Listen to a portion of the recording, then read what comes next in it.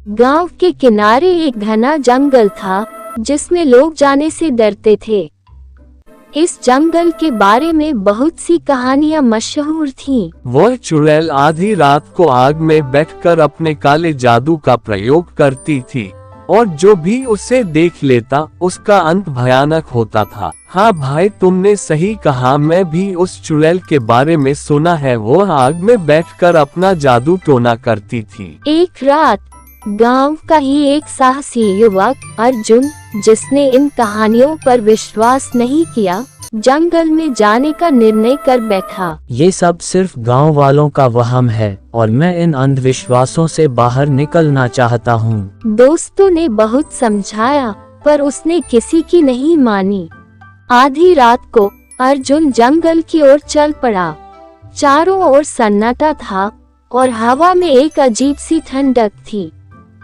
चलते चलते वह जंगल के बीचों बीच पहुंच गया।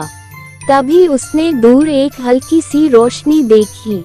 अर्जुन उस ओर बढ़ा और देखा कि वहां सच में एक आग जल रही थी और उसके बीच एक औरत बैठी थी। उसकी सफेद साड़ी, बाल बिखरे हुए थे और उसकी आंखें जली हुई कोयले की तरह काली थीं। अर्जुन ने छिपकर देखा, वह चुड़ैल एक मंत्र बुदा रही थी और उसकी आंखों में अजीब सी चमक थी। अर्जुन को थोड़ा डर लगा, लेकिन उसने खुद को संभाला और उसकी गतिविधियों को देखने लगा। तभी उस चुड़ैल ने अचानक उसकी ओर देखा। अर्जुन को लगा जैसे उसकी आंखों में कोई गहरी काली शक्ति उसे खींच रही हो। अर्जुन ने भागने का प्रयास किया, पर उसके पांव जैसे वही जड़ हो गए थे। क्यों आए हो बच्चे? मेरे पास आने की हिम्मत कैसे हुई? मैं सिर्फ सच जानना चाहता था। मुझे नहीं पता था कि तुम सच में हो। जो मेरे पास आता है वो वापस नहीं जाता। तुम्हें तो मेरे साथ रहना होगा हमेशा के लिए। इतना कहकर उसने अपना हाथ हवा में घुमाया। अर्जुन अब अंधेरे में घिर चुका था।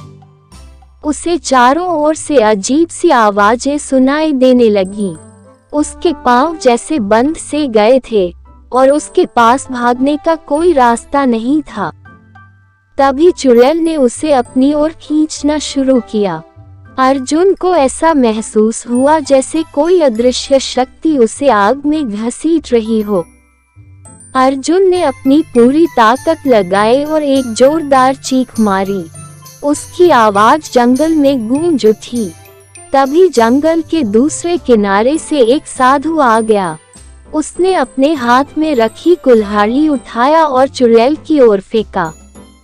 कुल्हाड़ी के वार से चुड़ैल की शक्ति टूट गई और वह चीखते हुए धुएं में बदल गई। साधु ने अर्जुन को संभाला। इस जंगल में फिर कभी मत आना। ये जगह अभिशप्त है। जो भी यहाँ आता है उसकी आत्मा हमेशा के लिए इस जंगल की कैद बन जाती है। अर्जुन ने साधु को धन्यवाद दिया और डरते डरते गांव की ओर भागा। उस दिन के बाद अर्जुन ने कभी जंगल का रुख नहीं किया और न ही उसने किसी को इस जंगल में जाने दिया।